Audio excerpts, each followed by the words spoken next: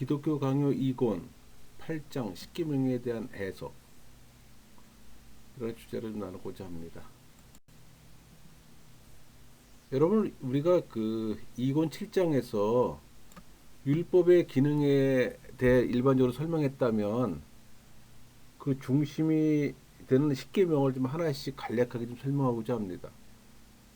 여러분, 십계명은 사도신경과 주기도문과 더불어 기독교 신앙의 안내서로 소개돼요. 그러니까 종교 개혁이 일어나면서 교리문답서를 가르쳤고, 또 그 안에 세 가지가 포함되어 있어요. 그러니까 십계명은 하나님 뜻에 대한 포괄적 요약으로 성경 전체의 관점으로 읽어야 제대로 해석할 수가 있는 거예요. 동시에 또 교훈의 도구가 되는 거고. 근데 여러분, 그 해석할 때 좀 유의점이 있어요. 그 율법은 영적이기에 그분의 뜻은 인간의 심령에 쉼을 줍니다. 또 하나는 이 문자적 해석 이상의 의미를 담고 있어요. 예를 들어 간음이란 결혼 생활을 더럽히지 말라는 데 그치지 않고 모든 형태의 성적 죄까지도 포함해요. 세 번째는 우리 심령의 총체적인 것을 영감하지 않는다면 우리는 낑가리가 되고 말 겁니다. 여러분, 십계명은 하나님 사랑과 이웃 사랑으로 요약되잖아요. 주님은 십계명 안에서 두 가지 점을 성취합니다. 그러니까 주님은 십계명의 처음 부분에서 하나님 다우심을 생각나게 해요. 왜 예배하고 경외해야 하는지를 생각나게 한다는 얘기예요. 또 그 명령권의 타당성을 주장합니다. 또 하나는 주님은 의의 규범을 선포하심으로 우리의 무능과 불의를 또 고발합니다. 하나님은 율법을 통해 성도의 삶을 규율하는 어떤 명령권이 당신께 있다고 말씀하세요. 그리고 당신을 경외하라고 요구하며 그 방법을 또 가르쳐 줍니다. 그러니까 율법을 통해 우리는 율법의 의의와 우리 삶의 간격이 얼마나 큰지도 깨달아요. 그러니까 율법은 우리의 무능과 약함을 동시에 들춰내기 때문이에요.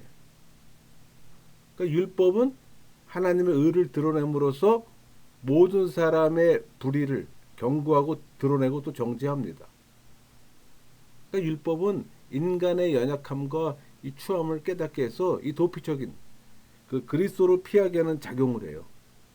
그래서 학자들은 이걸 보통 신학적 용법이라고 또 말하기도 합니다. 여러분, 칼빈은 율법의 작용을 설명하기 위해서 저울과 거울이라는 은유를 사용합니다. 그러니까 율법은 삶의 어떤 규범으로서 하나님의 뜻을 깨닫게 하는 직분을 수행함을 또 강조해요. 그래서 율법은 거룩하고 정당하고 선한 것으로서 우선 그 명령으로 사람들을 좌절케 하지만 동시에 그 약속으로 사람들의 위로함으로 그리스도를 찾게 해요.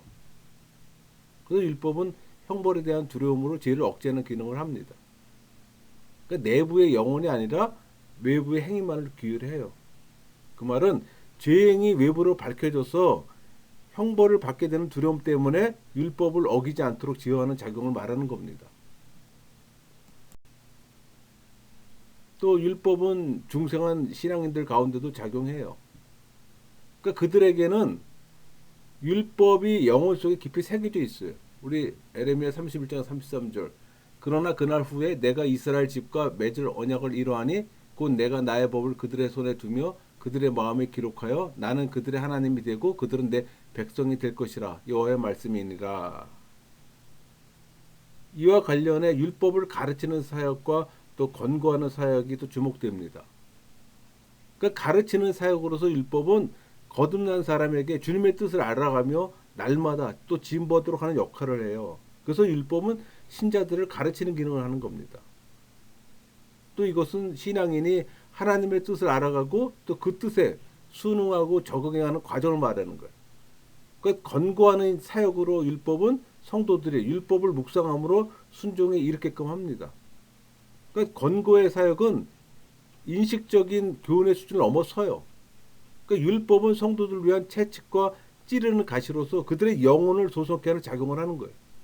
또 이런 역사는 그리스도의 중보 없이는 또 불가능합니다.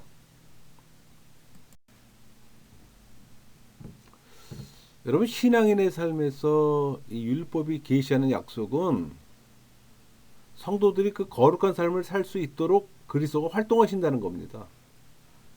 그러니까 신앙인마다 율법 가운데서 이 의에 대한 절대적 어떤 모범과 영원하고 단호한 삶의 규범을 배워요.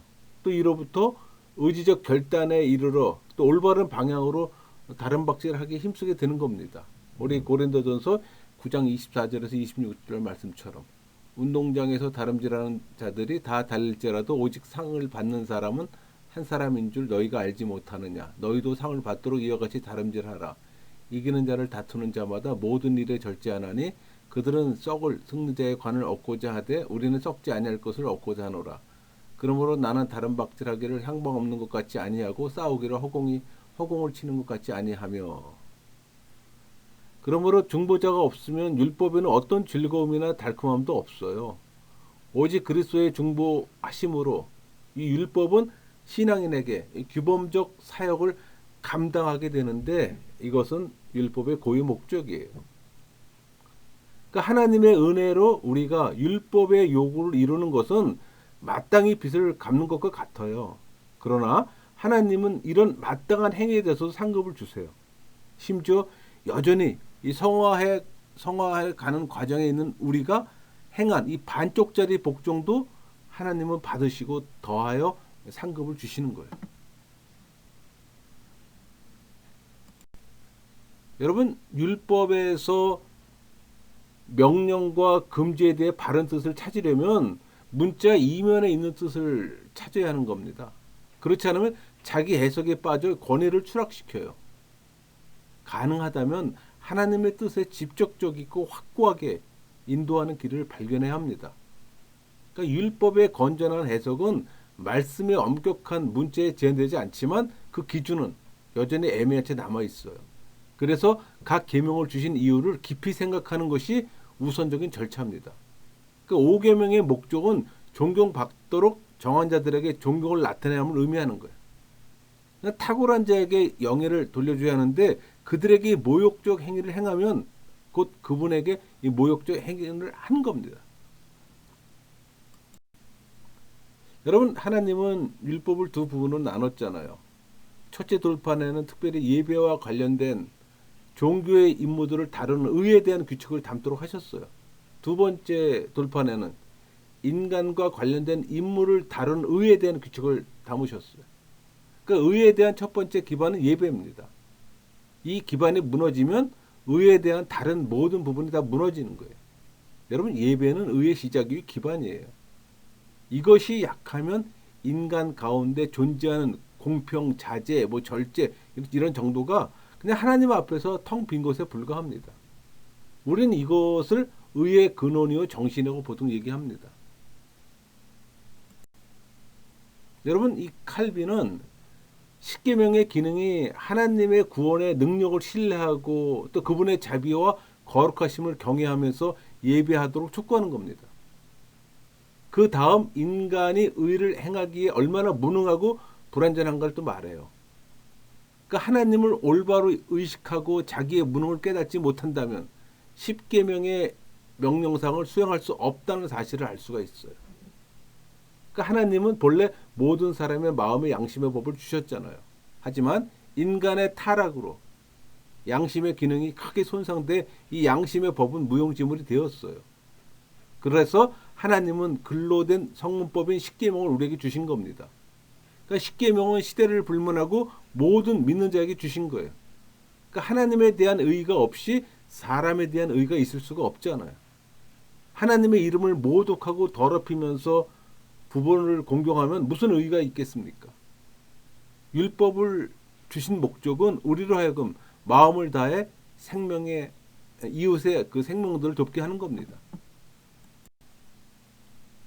여러분, 1계명 출애굽기 20장 3절 너는 나 외에는 다른 신들을 내게 두지 말라.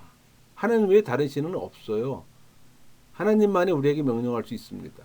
오직 하나님만을 위해 하나님과 더불어 인생을 살라는 겁니다. 그러니까 하나님을 대적하는 모든 미신을 버리고 하나님만을 섬겨야 하는 거예요. 이것이 인간이 만든 우상을 버리고 오직 출애굽 여호와 하나님만을 예배하고 신뢰하며 부르고 감사를 올려야 한다는 걸 지금 말하는 겁니다. 두 번째 계명 출애굽기 20장 4절에서 5절 너를 위하여 새긴 우상을 만들지 말고 또 위로 하늘에 있는 것이나 아래로 땅에 있는 것이나 땅 아래 물속에 있는 것에 어떤 형상도 만들지 말며 그것들에게 절하지 말며 그것들을 섬기지 말라. 나 내 하나님 여호와는 질투하는 하나님인즉 나를 미워하는 자의 죄를 갚되 아버지로부터 아들에게로 3, 4대까지 이르게 하거니와. 이 계명은 두 부분으로 돼 있어요. 시공을 초월하는 하나님을 우리 감각에 이속시켜서도 안 되며 그 어떤 형상과 모습을 그려서도 안 된다는 겁니다. 또 하나는 우리들이 그 어떤 우상도 종교의 이름으로 예배해서는 안 된다는 거예요. 어떤 형상이든 하나님의 이름으로 경배하지 말라는 거예요. 그러니까 미신적인 의식으로 하나님을 경배하지 말라는 겁니다. 무한하신 하나님을 보고 만질 수 있는 세계에 가두지 말라는 거예요. 하나님은 우상 숭배한 아비의 죄를 기억하고 그 자손들을 심판하기도 하시며 반대로 아비의 손을 기억하고 자손에게 의를 더하기도 합니다. 세 번째 계명은 출애굽기 20장 7절입니다. 너는 내 하나님 여호와 이름을 망령되게 부르지 말라. 여호와는 그의 이름을 망령되게 부르는 자를 지없다 하지 아니하리라. 이 명령은 하나님의 예배와 하나님의 이름에 대한 경외에 관한 거예요. 그러니까 하나님의 이름을 경외심 갖고 사용하라는 겁니다. 하나님의 행적과 하나님을 비방하는 짓을 금해야 하는 거예요. 칼빈은 우리가 잘못된 맹세를 통해 하나님의 이름을 망령되이 일궈서는 안 된다고 합니다. 올바른 맹세란 일종의 예배의 태도를 가지고 진리를 증명하는 거예요. 그러니까 하나님이 영원하신 참된 진리심을 증명하는 거예요. 이 경우 하나님은 모든 증거자 위에 뛰어난 진리의 증거자입니다. 그러니까 하나님의 이름을 맹세하는 것은 하나님의 영광을 위한 경우에만 해당되는 거예요. 그러니까 개인을 위해서는 안 돼요. 거짓 맹세를 하는 것은 하나님을 모독하는 겁니다. 그러나 이 경건과 사랑을 위한 것이면 하나님의 이름으로 맹세할 수가 있는 겁니다. 4계명 안식일을 기억하여 거룩하게 지키라. 우리 출애굽기 20장 8절에서 10절까지 말씀이죠. 안식일을 기억하여 거룩하게 지키라. 여섯 동안 힘써 네 모든 일을 행할 것이나 일곱째 날은 네 하나님 여호와의 안식일인즉 너나 네 아들이나 네 딸이나 네 남종이나 네 여종이나 네 가축이나 네 문 안에 머무는 객이라도 아무 일도 하지 말라. 우리는 주일을 지키고 있잖아요. 이 안식일의 영적 의미가 예수님 안에서 성취되었어요. 그러니까 우리는 안식일의 주인이신 예수님이 부활하신 날을 기념해 지키고 있는 겁니다. 이 계명의 목적은 우리 자신의 모든 행위를 멈추고 하나님 나라를 명상해야 된다는 거예요. 이 명상을 주님이 정해주신 날에 해야 하는 겁니다. 주님께서는 영적 안식을 위해 안식일을 강조하셨어요. 그러니까 안식일의 주인이신 예수님이 부활하신 날을 기념해 지키고 있는 겁니다. 그러니까 주일을 지키는 것은 하나님의 명령인 동시에 휴식, 경건한 예배, 기도에 힘쓰기 위함이에요. 또 수와 있는 사람들의 노동을 쉬게 하고 자비를 또 베풀기 위함입니다. 여러분, 안식 계명의 목적은 우리 자신의 일을 쉬고 하나님 나라를 묵상하고 그분이 정하신 방법에 따라 실천하는 데 있어요. 여러분, 안식일 계명을 준수하는 이유가 있어요. 이 7일째 안식은 이스라엘에게 영적 쉼의 상징을 주는 겁니다. 그러니까 말씀으로 조명되고 심령이 정화되는 시간이 필요하다는 얘기예요.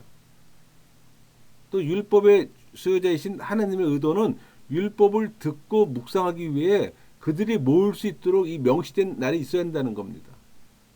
이런 거룩한 실행으로 경건의 훈련을 받아요. 또 휴식의 날을 종들에게도 주는 겁니다. 그게 그분의 계획이에요.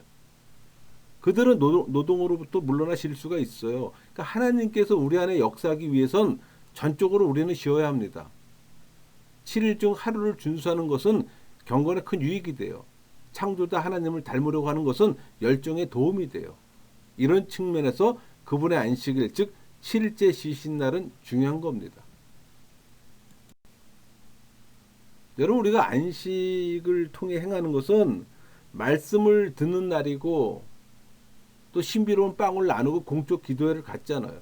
우리 사도행전 2장 42절 그들이 사도의 가르침을 받아 서로 교제하고 떡을 떼며 오로지 기도하기 힘쓰니라. 또 노동으로부터 종들과 일꾼들을 쉬게 하는 겁니다. 이 두 가지는 여전히 행해야 되는 거예요. 지금도.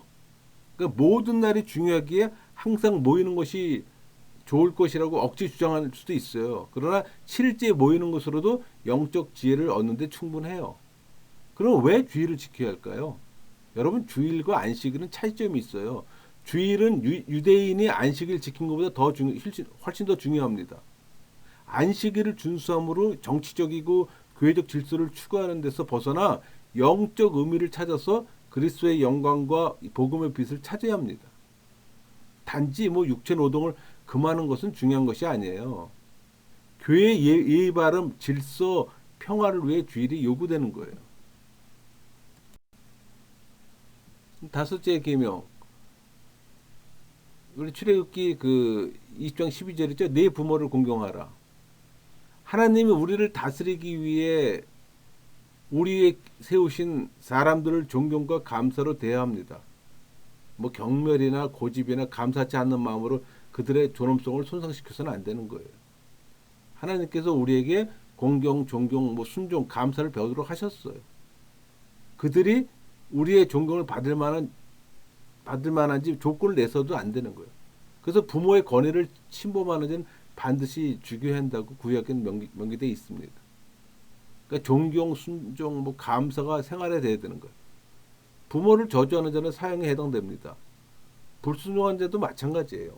부모에게 선을 행하라고 명하는데 이 계명은 순종에 대한 요구로 해석되는 거예요. 그러니까 부모를 공경하면 하나님 은혜에 대한 증거로 그분에게 이 받은 땅을 소유하는 기쁨을 누릴 수가 있어요.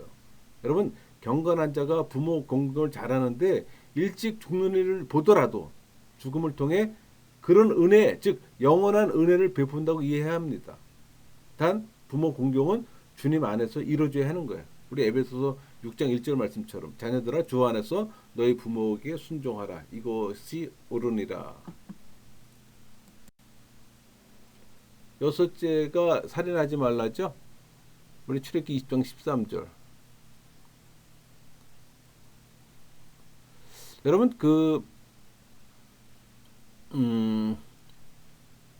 이 계명의 목적은 인류를 하나로 묶어서 모든 사람의 안전에 관심을 지녀야 한다는 거예요.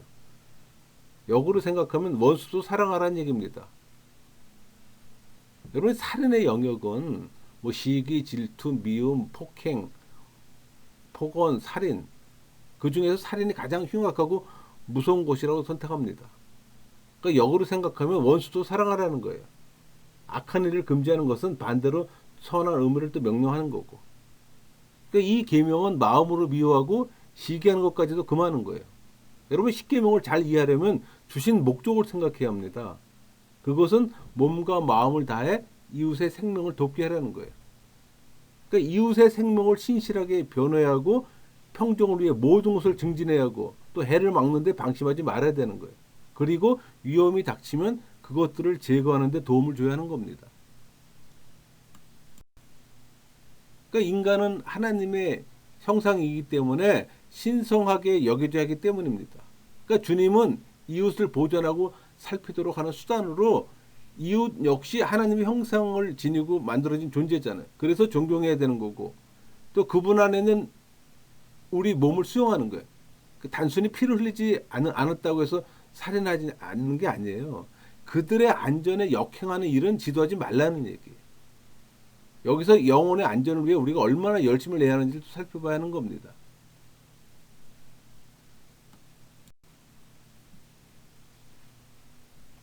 칠계명이 간음하지 말라 했죠.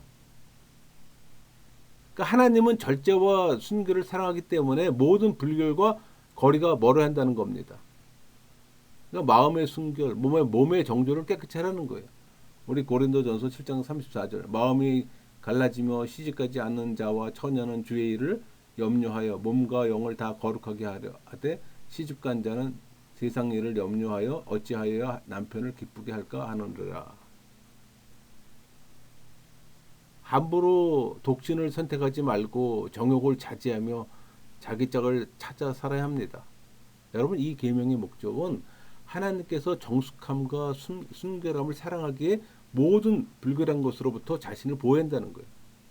그 본질은 불결이나 방종으로 자신을 더럽히지 말라는 거예요.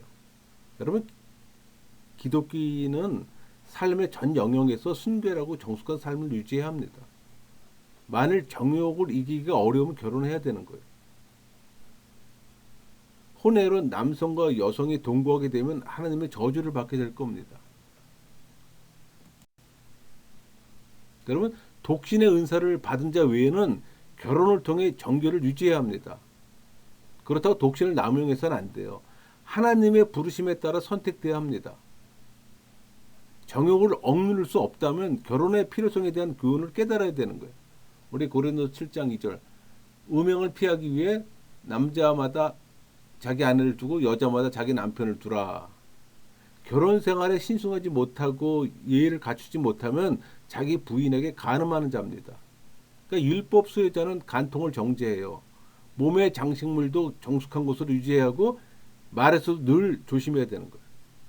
그러니까 주님은 우리의 성숙함을 명령하세요. 그렇다면 그 반대되는 것은 정죄하면 되는 겁니다. 더러운 말로 욕구를 자극시키지 않고 그것에 마음이 반응하지 않도록 해야 되는 거예요. 그러니까 사악한 것들은 순결과 정숙함을 저해하는 것들이기 때문에.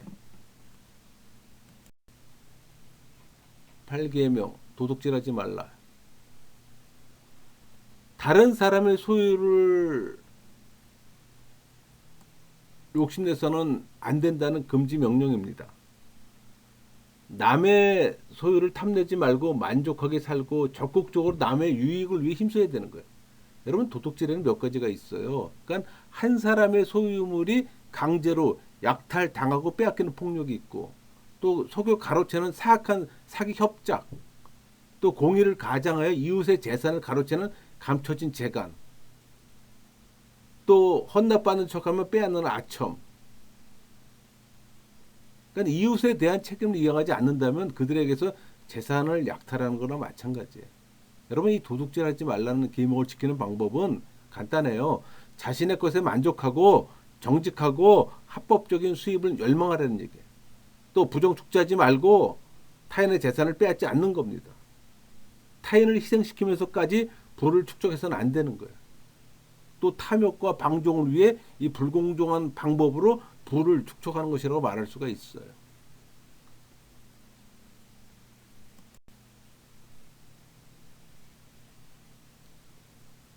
구계명이 내 이웃에 대하여 거짓 증거하지 말라. 하나님은 거짓말 싫어하시잖아요. 그러니까 우리는 진리를 말하고 진리를 실천해야 합니다. 또 정직한 삶을 살아야 되는 거고, 남 험담하지 말고 타인의 명예 손상시키지 말고.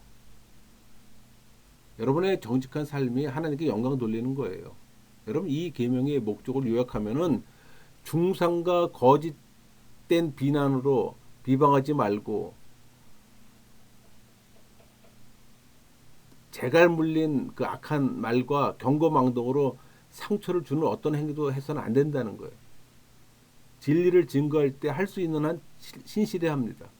농담으로 가장에 가시돋친 말을 내뱉어도 안 돼요. 입만 가지고, 아니 입만이 아니라 듣고자 하는 귀까지도 유의해야 된다는 얘기예요.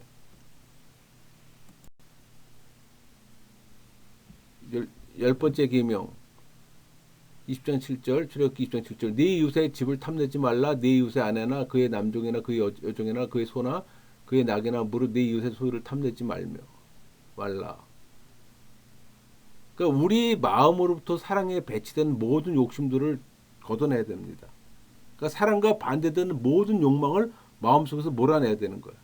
그러니까 이웃에게 손실을 입히는 것은 생각도 하지 말고 또 이웃의 행복과 유익을 위한 마음가짐을 가져야 된다는 얘기예요. 여러분, 이 10계명의 그 목적은 하나님 거룩의 원형에 형성시킬 의를 완성하는 거예요. 하나님의 모습을 율법으로 모색했기 때문에 누구든지 이 율법이 명하는 바를 행동할 경우 하나님의 형상을 그의 삶으로 나타내는 겁니다. 그러니까 십계명의 목적은 주님께서 우리의 모든 영혼을 사랑으로 스며들게 하실 거예요. 그러니까 사랑의 규칙이 우리의 의지, 노력을 지배하도록 해야 되는 거예요. 그래서 이 율법의 목적은 어떤 신적 순결성의 모범에 일치된 인간의 삶을 형성하기 위해 의를 성취하는 거예요. 근데 의가 내 의가 아니라 하나님께 선물 받은 의를 하는 거란 말이에요. 그러니까 율법을 따라 살면 삶의 하나님 형상이 드러날 겁니다. 왜? 여러분들이 성령 세례 받은 하나님 사람이라면 그 망가진 하나님 형상이 깨어날 거예요. 그러니까 우리 삶이 하나님의 사랑으로 충만해야 된다는 겁니다. 그러니까 성령의 지배를 받는 삶을 살아야 되는 거예요. 그래서 바울은 디모데전서 1장 5절 이 교훈의 목적은 청결한 마음과 선한 양심과 거짓이 없는 믿음에서 나오는 사랑이거늘 이렇게 증거하잖아요. 그러니까 양심과 거짓이 섞이지 않는 믿음을 항상 우선순위에 둬야 되는 거예요. 다른 말로 하면 참된 경건에서 사랑이 나옵니다.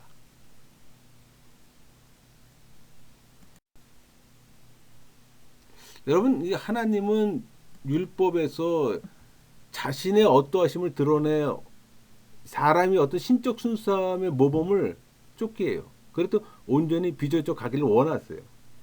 그러니까 율법에 계시된 이 경건의 직분은 하나님 사랑과 이웃 사랑으로 요약할 수가 있습니다. 그러니까 사랑은 경건의 열매에서 동시에 경건에 대한 최종 증거잖아요. 율법은 참 경건의 도를 또 제시해요. 그곳에는 경건과 사랑의 모든 의무가 또 기록되어 있습니다. 그러니까 사랑은 경건의 증거이고 율법의 완성은 사랑이에요. 동시에 남을 사랑하는 자는 율법을 다 이루었다고 말할 수가 있는 거예요. 우리 로마서 13장 8절 말씀처럼 피차 사랑의 빛 외에는 아무에게도 아무 빛도 지지 말라. 남을 사랑하는 자는 율법을 다 이루었느니라. 율법이 인간을 향한 올바름과 평등을 준수하도록 하기 때문에 그분에 대한 경건한 두려움이 우리 안에 있다면 증명해야 합니다. 계명을 지키는 것도 자기 사랑보다 하나님과 이웃 사랑에 초점이 맞춰져 있어요. 그러니까 이웃 사랑으로 확대시켜 나가야 하는 겁니다. 자신의 유익만을 구하지 말아야 되는 거예요. 우리 고린도전서 13장 5절 말씀처럼 무례히 행하지 아니하며 자기 유익을 구하지 아니하며 성내지 아니하며 악한 것을 생각하지 아니하며 자신만큼 이웃에게 열정, 보호, 열애를 가져야 되는 거예요. 우리의 덕행은 모두 주 안에서 이루어집니다. 오직 성령 세례 받은 사람만이 은혜로 말미암아 율법을 지킬 수가 있어요. 여러분, 우리가 율법을 해석할 때 유의사항이 있어요. 그러니까 율법의 입법자시며 수여자이신 하나님의 본성을 깊이 숙고해야 합니다. 그러니까 하나님은 중심을 보시잖아요. 그분의 율례와 법도도 사람의 속을 다스려요. 이 그리스도는 율법의 최고 해석자잖아요. 그러니까 위에 계신 하나님을 충분히 가르치셨어요. 율법은 신성한 거잖아요. 신령하게 또 해석해야 합니다. 두 번째는 율법의 문자적 의미를 넘어서야 한다는 얘기예요. 그러니까 소극적으로 금지하는 규율일지라도 적극적으로 해석해야 되는 거예요. 예를 들면 살인하지 말라라는 이 법은 힘 닿는 데까지 이웃을 먹여 살리라는 규범으로 받아야 되는 거예요. 꼭 무슨 칼이나 총으로 죽이라는 얘기, 죽여야지만 살인하는 게 아니라 내 이웃을 먹고 살 수 있게끔 도우라는 얘기예요.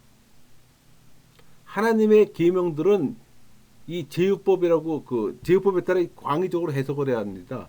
근데 우리가 이 칼빈이 제휴법을 언급할 때 이는 단지 어떤 수학적 기법에 머물지 않고 신학적 해석의 원리를 의미하는 거예요. 무엇보다도 율법의 의, 도 그런 거 함께 그것이 주신 이 본래의 목적을 깊이 고려해야 하는 거예요. 그러니까 입법자의 뜻에 따라 신령하게 또 적극적으로 광의적으로 하나님 사랑과 이웃 사랑을 조화롭게 행해야 되는 거예요.